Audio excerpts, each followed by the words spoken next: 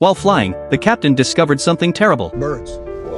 A flock of birds hit the plane, and the engine caught fire instantly. The pilots in the cockpit didn't know what was happening outside. They only felt the thrust drop suddenly, so the captain quickly pressed the reignition switch, but the engine didn't respond at all. Then the cabin lost power, and all the passengers were in total darkness. The captain realized the problem and turned on the auxiliary power unit right away. That brought the power back to the cabin. At the same time, the flight attendant comforted the passengers and told them to fasten their seatbelts. At first, everyone thought it was just a simple case of turbulence, but in the cockpit, the captain was working as fast as he could to save the situation. He contacted the control tower for help and asked for an emergency landing. The tower immediately ordered all the runways to be cleared and got ready to welcome the plane back. But by that time, the plane was already too low. Captain Sullenberger, who had a lot of experience, knew that there was no way to turn back. The only choice was to land the plane in the nearby river. This is the captain. Brace for impact. Heads down, stay down. Then the radar signal of the passenger plane disappeared from the screen. The tower staff were in complete despair because the survival rate for a water landing was only 1%. But Captain Sullenberger wasn't panicked at all. He had the lives of 155 passengers depending on him. The plane was less than 50 meters away from the water. After adjusting the final angle of entry, the plane began to dive. Finally,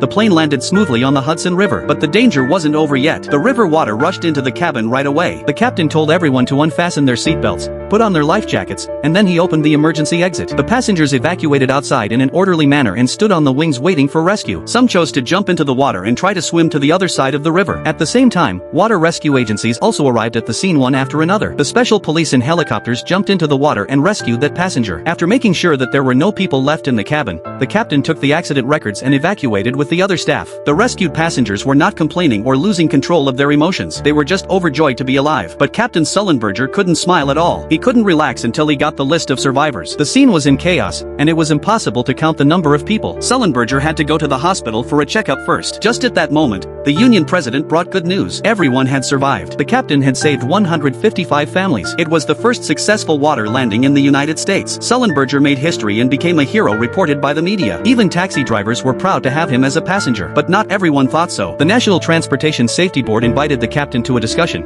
but it turned out to be a court to judge him guilty.